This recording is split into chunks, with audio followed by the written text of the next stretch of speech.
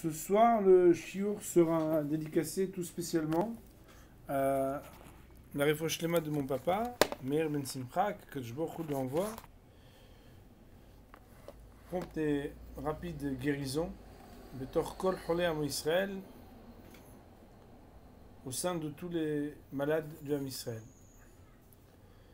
Bien, ce soir, le chiour fonctionnera en deux parties. Dans la première partie, dans la partie éducation, nous allons évoquer le thème du Yetzer Hara. Pour introduire ce sujet, je vous citerai un midrash qui est dans Kohelet Rabbah. C'est un thème qui est connu, mais peut-être pas dans le texte. Je vous cite les mots. Kohelet Rabbah, c'est le midrash Rabbah sur l'Ecclésiaste. Comme vous le savez, l'Ecclésiaste, c'est un livre du roi Salomon. Shlomo HaMelech, celui qu'on surnomme Chacham Mikol Adam. Le verset nous dit, donc Perik Dalet, Pasuk Yud Gimel, chapitre 3, verset 13, et le commentaire du Midrash. Tout d'abord le verset. Tov yeled misken vechacham mimelech zaken uksil. Il est meilleur l'enfant pauvre et sage que le roi ancien, c'est-à-dire vieux et idiot. Le Midrash, bien évidemment, va s'interroger. Tov yeled misken vechacham. Qu'est-ce que ça veut dire? Yeled misken vechacham, c'est Yetzer Tov. C'est le Yetzer Tov, le bon penchant. Je vous rappelle, Yeled, misken, hacham. Jeune, pauvre, sage. Il est meilleur que le Melech, celui qui est roi, Zaken, qui est ancien, Ksil, mais qui est idiot, qui est sot. Il nous dit le Midrash, Tov Yeled Misken Vechacham Ze Yetzer Tov. Le Yetzer Tov, c'est celui qu'on surnomme Tov Yeled Misken Vechacham. Velama Nikra Shmo Yeled. Alors pourquoi est-ce qu'on dit qu'il est jeune, qu'il est plus jeune que l'autre, qu'il est un enfant par rapport à l'autre, qui en misdaveg la Adam elami ben shlosh esre shana ou le mala, car il ne se joint à l'homme qu'à partir de 13 ans et après. En parlant d'un garçon, ça veut donc dire 12 ans et après pour une fille. Velaman le grand shemo misken. Alors pourquoi il s'appelle qu'il est pauvre? She'en hakol shom'in lo, parce que pas tout le monde l'écoute. Velaman ikra shmo hacham. Et pourquoi est-ce qu'il s'appelle hacham? Sage. Shomelamet abriot le derech yeshara, parce qu'il enseigne aux créatures le bon comportement. Ça, c'est le Yetzer Atov. Mimelech Zaken Uksil, quand on parle de Zaken Uksil, le roi qui est ancien et qui est sot, Ze Yetzer Hara, lui c'est le mauvais penchant. La Makoroto Melech, pourquoi est-ce qu'on l'appelle Melech? En contrepartie de la miskenout, la pauvreté du Yetzer Atov, Shakol Shom'in lo, parce que tout le monde l'écoute. Et le roi, vous savez que tout le monde l'écoute. Velama Koreoto Zaken, pourquoi est-ce qu'on l'appelle ancien? Il a de l'âge. Shomizdaveg lo miyalduto ve'adziknato, parce que le Yetzer Hara, il est depuis qu'il est né et jusqu'à ce qu'il meure. Et Lama Koreoto Kessil, pourquoi est-ce qu'il s'appelle qu'il est sot? Shomelamed la Adam derech ra'a, parce qu'il enseigne à l'homme le mauvais chemin. Autrement dit, on a ici deux opposants, deux opposés, et on nous révèle un point qui nous intéresse dans le cadre d'une étude sur le Hinour, sur l'éducation, c'est que par rapport au Yetzer Hara qui est Zaken, qui a de l'ancienneté, le Yetzer Atov, lui, est un enfant. Et nos Hachamim nous disent il est enfant par rapport à l'ancienneté, du Yetzer Hara, parce que le Yetzer Hara, il est depuis Yalduto ad Ziknato, depuis qu'il est né et jusqu'à sa mort, le Yetzer Hara va rester en l'homme, alors que il est né un peu plus tard, il est un peu plus jeune, le Yetzer Atov, le bon penchant, parce que le Midrash va nous dire, il s'appelle Yeled, parce que En misdaveg la Adam elam ben shlosh esre shana ou le mala, parce qu'il ne se lie à l'homme qu'à partir de 13 ans et après, et pas avant. D'ailleurs, c'est marqué dans le Zohar, c'est ramené au nom du Zohar, que le Yetzer Atov, il est en l'homme à partir de la bar mitzvah ou de la bat mitzvah. Et bien évidemment, la question ici est très claire. Alors s'il en est ainsi, premièrement, comment interpréter les qualités des enfants que l'on connaît? Et par ailleurs, à quoi bon l'éduquer, puisque de toute façon, il n'a pas le Yetzer Atov, il n'a que le Yetzer Hara. Bien sûr, ces questions exigent une réponse, et une réponse qui soit claire, pour comprendre toute l'éducation autour de Torah, de mitzvot et de midot, de l'étude, de la pratique et aussi du fait de travailler ses traits de caractère. Avant que de répondre à cette question, on va tout d'abord rappeler que cette dualité présente en l'homme, elle succède à la faute du premier homme. Comme on le sait, et c'est le commentaire du Rambam Maïmonide sur la faute du premier homme, il existe un monde avant la faute du premier homme et un monde après la faute du premier homme. Le monde avant la faute du premier homme, c'est un monde où, pour l'homme, il n'y a pas de tov et ra, il n'y a pas de bon et de mauvais.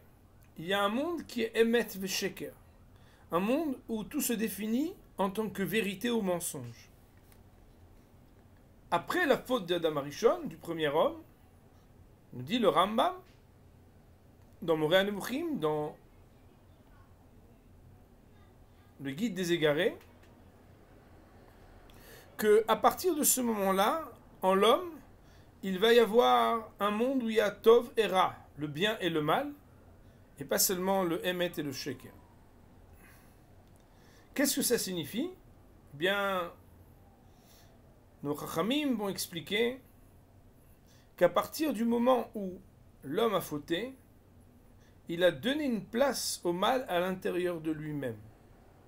C'est-à-dire qu'avant la tentation était à l'extérieur de lui, et maintenant la tentation va faire partie à l'intérieur de lui.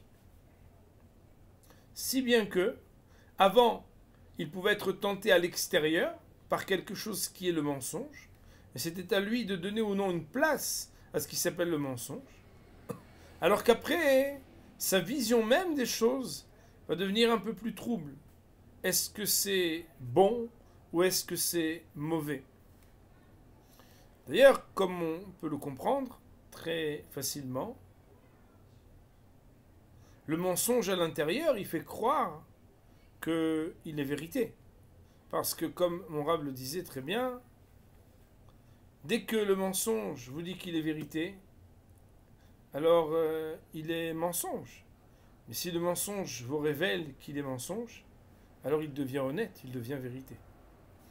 Aussi, le monde qui s'appelle Tov Vera Ve'irvuvia, le bien et le mal confondus et mélangés, cette confrontation à l'intérieur de soi du bien et du mal est la condition de l'homme. Seulement, cette condition de l'homme, elle nous est présentée a priori, si on regarde uniquement les mots du Midrash tels qu'on les a cités, et du Zohar qu'on a rapporté, comme étant quelque chose qui vient à partir de l'âge de la bar mitzvah. Et donc, nous renforçons notre question. Voilà pourtant que ça fait partie de la création, ça fait partie de l'existence même de l'homme, d'avoir des bons et des mauvaises intentions, un Yetzer Tov et un Yetzer Hara bien présent. Alors, peut-être que pour commencer à répondre à ces questions, nous pourrions d'ores et déjà interroger la différence entre un enfant qui fait le tov et un adulte qui fait le tov. A priori, les deux font tov. Alors qu'y a-t-il de tellement différent si c'est un enfant qui fait le tov ou si c'est un adulte qui fait le tov?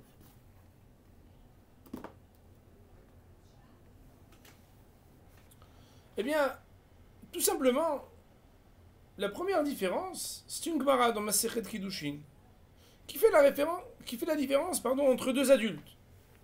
Un adulte qui est ce qu'on appelle Metsuvé Ve'ose et un adulte qui est Eno Metsuvé Ve'ose.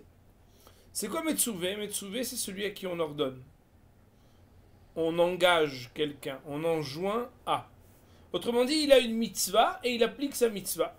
Nos Chachamim vont nous dire que si quelqu'un a la mitzvah et applique la mitzvah, et quelqu'un n'a pas la mitzvah et il applique quand même, celui qui applique parce qu'il a la mitzvah est plus grand que celui qui applique alors qu'il n'a pas la mitzvah. On pourrait se dire, mais non, au contraire.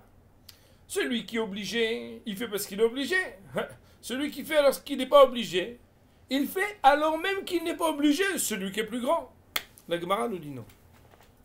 Gadol ha-metzuvé ve'ose, il est plus grand celui qui est contraint et enjoint à faire que celui qui n'est pas enjoint et contraint à faire. Alors, il existe plusieurs explications à ce texte de la Gemara qui paraît surprenant la première fois qu'on l'étudie. La première fois et pas la seconde, parce que quand on y réfléchit un petit peu, on sait bien que lorsque quelqu'un vous dit « si je peux, je le ferai », mais je ne peux pas m'engager, ça ne nous plaît pas. On préfère les gens qui s'engagent, bien évidemment. Tosfot nous disent, sur cette Gemara, que la raison pour laquelle celui qui a l'obligation et accomplit la mitzvah est plus grand que celui qui n'a pas l'obligation et qui accomplit la mitzvah, c'est parce que des Misha Metsuvé ve'ose adif, les Misha doeg ou mitztaer yoter, pen ya'avor, mi Mishael Metsuvé sheesh lo pat besalo, shim irtse yaniach. Autrement dit, il existe dans celui qui est Metsuvé ve'ose un engagement qui fait qu'il va littéralement s'inquiéter et se donner du tort de peur de transgresser. Alors que celui qui n'est pas obligé se dit, bon ben au pire, de toute façon, j'ai mon veto. Pourquoi? Parce que je ne suis pas obligé. Personne ne m'oblige. D'ailleurs, on vit dans un monde des offres sans engagement. Vous savez que il y avait un autre monde avant, un monde avec uniquement l'engagement. Ça veut dire que les gens se disaient quelque chose et ils assumaient ce à quoi ils s'engageaient. Qu'est-ce que ça change véritablement? Et en quoi cela peut-il nous éclairer sur ce qu'on a posé comme question? Quelle est la différence entre un enfant qui accomplit du tov, le bien, et un adulte qui fait le tov? Bien simplement, c'est que quand l'enfant accomplit quelque chose de bien, il l'accomplit, mais de manière pas engagée comme l'adulte qui l'accomplit. Pas engagé. Mais il faut les voir, les petits là, religieux qui étudient, qui font les mitzvot. Il a l'air très engagé. C'est vrai. Mais pourtant. Le Chachamim, dans le traité de Berachot, vont nous dire pourquoi est-ce que le mot de la création de l'homme, va yitzer, et il créa, porte deux yud. Commentaire extrêmement connu, mon révérend Rabotai. Deux yud, il y a plusieurs commentaires. Un des deux commentaires, c'est parce qu'il a créé l'homme avec Yetzeratov et Yetzerara. Il a créé avec Vayitzer un yud de Yetzeratov, un second yud de Yetzerara. L'autre commentaire très connu, c'est que Vayitzer, c'est deux yud, le Olam Hazeh ou le Olam Haba. L'homme a une existence dans ce monde-ci, et il a aussi une existence dans le monde à venir. Ça ne sera pas notre sujet aujourd'hui.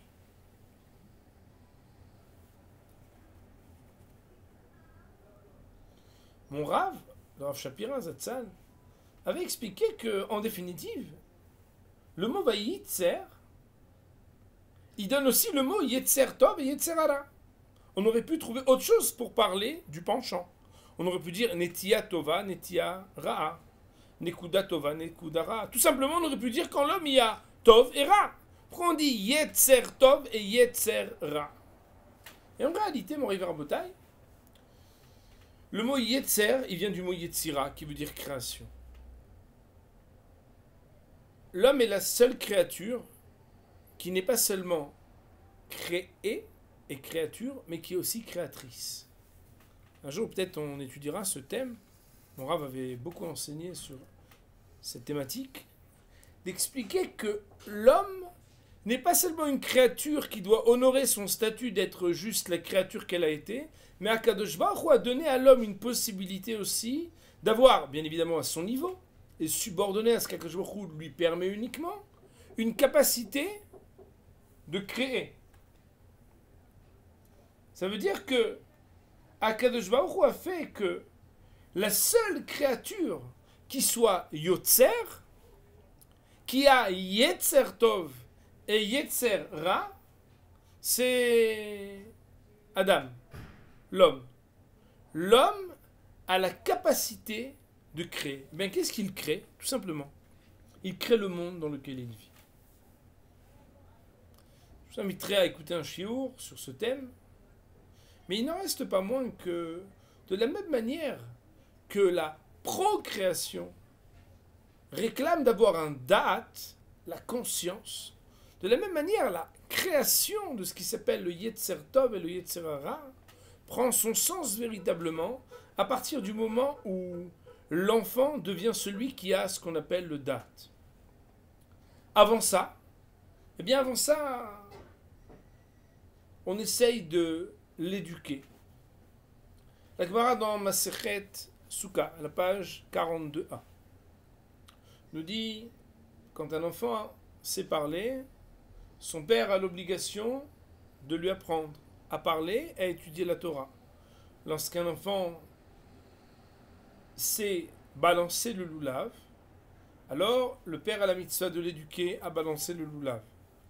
Lorsqu'un enfant sait accomplir la mitzvah du talit, le père lui achètera un talit. Lorsque l'enfant sait garder la propreté des tefilines, alors on lui achètera des tefilines.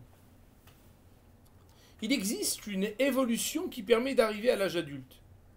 Bien évidemment, tout le monde comprend que si du jour au lendemain, une fille qui n'a jamais appris à respecter les règles de la tsniout, tout d'un coup, à 12 ans et un jour, on lui dit, bon ben, maintenant c'est fini, les pantalons, c'est fini, les t-shirts courts, il va falloir maintenant s'habiller en religieuse, et qu'on ne l'y a jamais initié.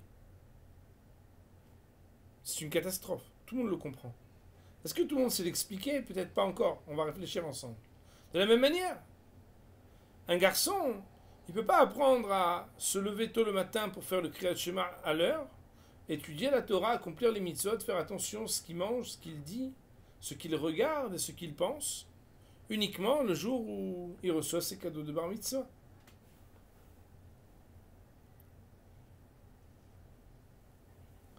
J'ai l'habitude, lorsque je parle dans les bar mitzvah, quand ça m'arrive,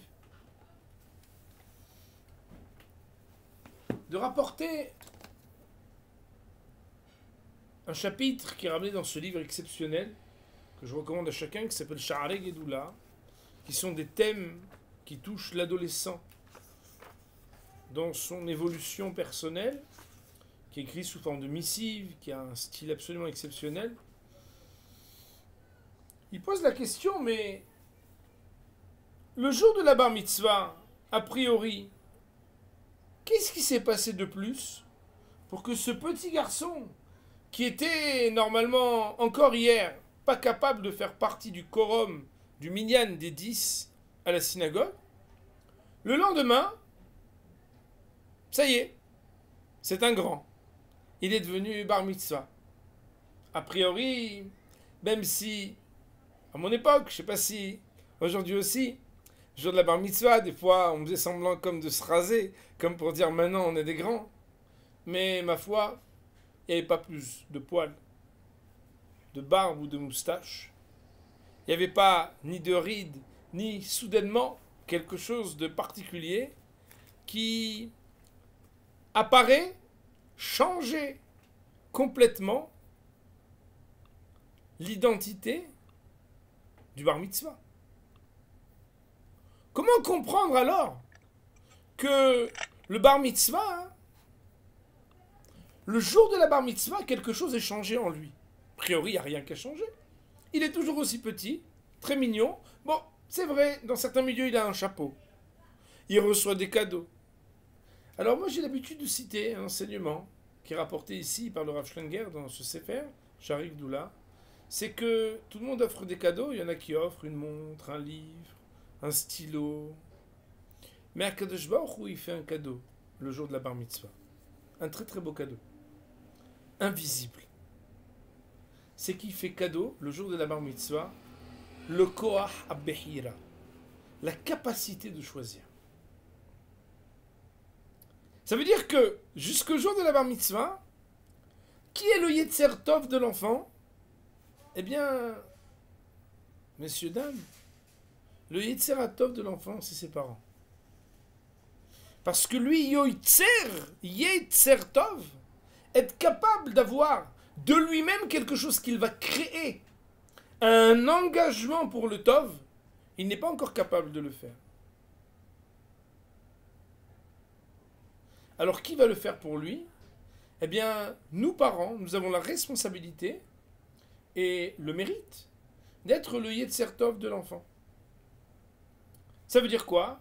Ça veut dire que même si pour l'instant, il ne peut pas avoir encore d'ambition personnelle, si ce n'est celle qu'on lui répète et qu'on lui inculque, d'initiative personnelle, si ce n'est celle qu'on lui propose et qu'on lui suggère, cet enfant a une dépendance dans ses choix. Il ne peut choisir finalement, comme le dit la Gemara dans Ktubot, ni halem avde avuon. Ça lui convient toujours ce que ses parents font. Alors il y en a qui vont dire, oui, mais vous ne connaissez pas mon fils. Non, mais au fond de lui, un enfant, ça lui convient ce que ses parents décident. Pourquoi? Parce que les parents sont le Yetzer Tov de l'enfant. Alors le Yetzer Hara, il n'a pas besoin de vous. C'est un hidouche. Le Yetzer Hara, c'est inspiré, comme on l'a dit, puisque dans le Midrash, il s'appelle Zaken. Et peut-être qu'on aura même une réflexion, si le temps nous le permet, dans cette première partie sur le Hinour, de dire encore un mot là-dessus. En tout cas, il en ressort que la différence entre un enfant et un adulte, c'est qu'un enfant, on appelle qu'il n'est pas Metsouvé, il n'a pas encore l'obligation, et il n'a pas encore le date, il n'a pas encore la conscience. Conscience? Il n'a pas encore la capacité de ce qu'on appelle le shikou la date, c'est-à-dire mesurer qu'est-ce qui pèse plus, qu'est-ce qui est plus important. Le Chachamim nous explique que éduquer un enfant dans ce qui s'appelle la Hashkafa, la conception de la Torah, du Yetzer Tov et du Yetzer Hara, eh bien vous savez à quoi cela consiste? À éduquer l'enfant à avoir la Behira avant même qu'il l'ait. Ça veut dire quoi? À jouer au jeu du libre arbitre. Allez, vas-y, viens, on joue. T'avais envie de faire ça? Viens, on réfléchit. On réfléchit, ça veut dire quoi? Quel est l'enjeu? Est-ce que c'est bien? Est-ce que c'est pas bien? Qu'est-ce qu'en dit la Torah? Qu'est-ce qu'Akadosh Baruch Hu, il t'aurait dit de penser et de faire? Tu as vu comment tu lui as parlé? Est-ce que tu penses que c'est bien? Et pendant ces années où on va de manière un petit peu comme ça, manichéenne, parler du Tov et du Ra, du Yetzer Tov et du Yetzer Hara, eh bien l'enfant va acquérir par toute cette richesse de ce que les parents sont pour lui un peu le Yetzer Tov, qui essaye de lui créer un environnement même spirituel et intelligent pour essayer de comprendre quels sont les repères, quelles sont les choses à faire et à ne pas faire. Cet enfant pourra arriver à être doté le jour de sa bar mitzvah à ce que lorsqu'on va lui dire, eh ben vous savez maintenant, je n'utilise plus les pédales, je n'ai plus la possibilité d'appuyer sur le frein, c'est vous qui maîtrisez, allez-y. Un petit peu comme un moniteur d'auto-école qui, lorsqu'il nous apprend, comme vous le savez, il est à côté, il freine pour dire non, ça c'est pas bien, Hazou Shalom, c'est interdit, pour dire les choses mauvaises, mais parfois aussi, il faut savoir accélérer. Eh bien, il y a un moment où Akadosh Baruch Hu, il vient et il dit ben voilà, maintenant c'est toi qui vas conduire ta vie, qui va devoir être capable d'être Baal Behira, c'est-à-dire avoir le libre arbitre et devoir assumer, écoutez bien, la responsabilité. D'ailleurs, les enfants, ils le savent, ça comme une névoie, puisqu'ils nous disent je fais ce que je veux, je fais ce que je veux, c'est pas toi qui vas me dire quoi faire maintenant. En vraie vérité, il faut savoir. Même après la bar mitzvah, bien évidemment, on a la mitzvah ad vitam aeternam, parce qu'on a l'obligation d'éduquer nos enfants, de savoir dire à l'enfant ce qu'il doit faire. Est-ce qu'on peut lui imposer? Il y a des situations où on ne peut pas. Mais lui indiquer fermement, sans aucune méchanceté, quelle est la voie à suivre, c'est le rôle des parents. Il n'en reste pas moins que désormais le choix qu'il fera, dans le bon sens ou dans le mauvais, ça sera de son Yetzer Tov ou Yetzer Ra, c'est-à-dire cette capacité qu'il va avoir désormais à créer le monde du Tov ou créer le monde du Ra, créer une vie dans laquelle c'est lui qui se confronte et c'est lui qui assume ce qu'il est en train de réaliser. Si bien que, Moraï Verabotai, quand, en tant que parent ou en tant que rabbanim ou en tant qu'éducateur, on se pose la question de savoir, mais attends, le Yetzer Tov, il ne vient que à l'âge de la bar mitzvah. C'est pas vraiment vrai.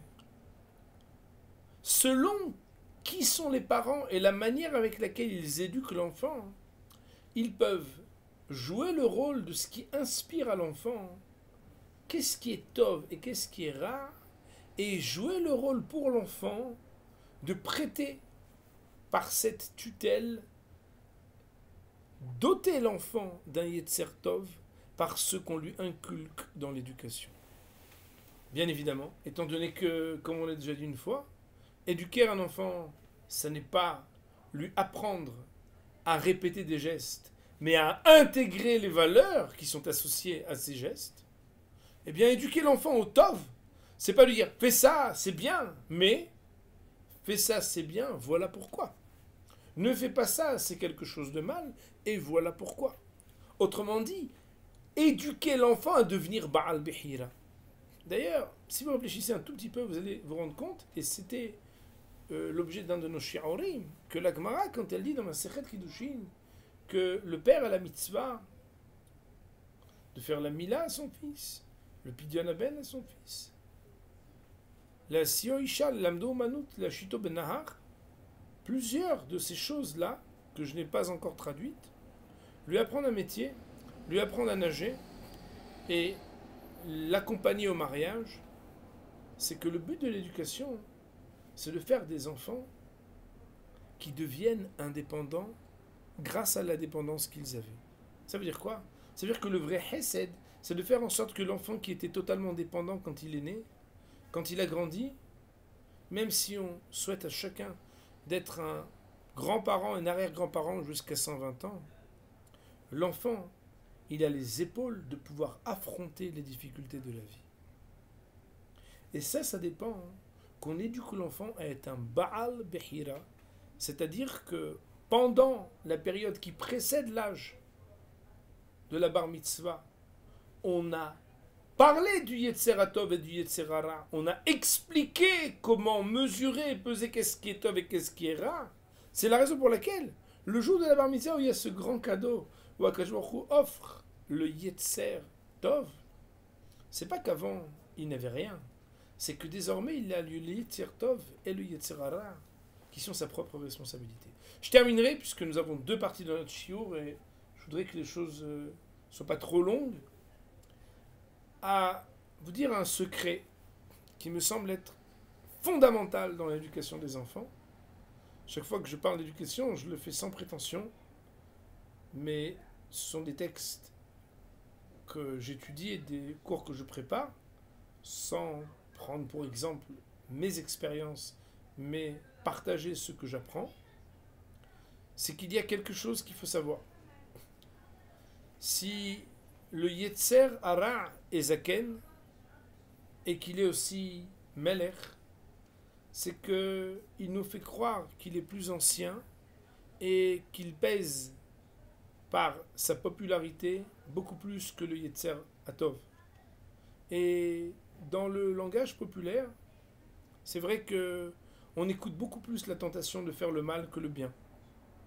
D'ailleurs, les tzadikim, ils sont respectés par les personnes qui les décèlent, qui les repèrent, mais pas par le grand monde. Le grand monde, ce qui les intéresse, c'est les gens qui sont plutôt dans un monde matériel, dans un monde du plaisir, du kavod, qui n'a ta'ava ve kavod.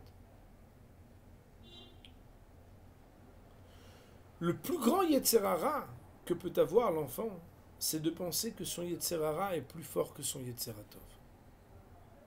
Alors je voudrais vous dire que les enfants, on doit toujours leur dire une chose. C'est que comme Akadosh Baruch Hu lo ba bitronia im haberiot, comme Akadosh Baruch Hu n'est pas injuste à nous demander ce qui est impossible, il faut savoir dire et enseigner à nos enfants que notre Yetzer Hatov est toujours plus fort que notre Yetzer Hara. Et que justement là où on voit qu'on a un très très gros Yetzer Hara, c'est parce que notre Yetzer Hatov il est encore plus fort. Ah mais il est ceinture noire. Et alors les Dan, premier Dan, deuxième Dan, cinquième Dan, même quand on est ceinture noire, il y a encore plus que ceinture noire.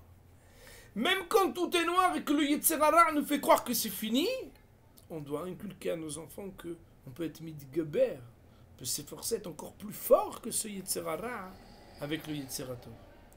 Encore une phrase qui est un beau cadeau que notre maître nous avait enseigné. La Gemara nous dit Bechol yom vayom, chaque jour le Yetzer Hara mitgaber ala Adam ou mevakesh la mito. Chaque jour le Yetzer Hara, il essaie de se renforcer contre l'homme et demande à le faire tomber, à le faire mourir. Et il y a marqué dans la Gemara, il mala Kadosh Baruch Hu ozero eno yacholo. Si ce n'était qu'Akadosh Baruch Hu ne venait à son aide, à l'homme, il n'aurait pas pu le surmonter. De là, notre maître, Zatzal, le Rav Shapira, nous avait dit, c'est qu'il est écrit dans la Gemara que le jour où on voit que le Yetzer Hara nous brûle et que on a l'impression qu'on ne peut pas être aidé, si à ce moment-là, on prie à Kadosh Baruch Hu pour surmonter le Yetzer Hara, c'est écrit dans la Gemara qu'on sera aidé. Pourquoi? Parce que là où le Yetzer Hara essaie de nous faire tomber, il est écrit, si jamais Hachem ne l'aidait pas, il n'aurait pas pu le surmonter. Ça veut dire qu'il n'y a qu'à demander à Kadosh Baruch Hu, là on sent que c'est trop fort pour nous de nous aider, et c'est lui qui nous aide à le surmonter. Iten Hachem, que Kadosh Baruch Hu donne à chaque parent une vision claire de ce qui s'appelle le Yetzer Hatov et le Yetzer Hara, pour être un exemple pour ses enfants, pour éduquer des enfants qui soient capables, le jour de la bar mitzvah, de ne pas être juste des imitateurs limités, mais des initiateurs qui construisent un monde où le Tov est celui qui va être le Yetzer Hatov, la force de construire et de créer une vie de Tov pour devenir un tzaddik. On va dire pour cette première partie, Baruch Hanei Olam, Amen.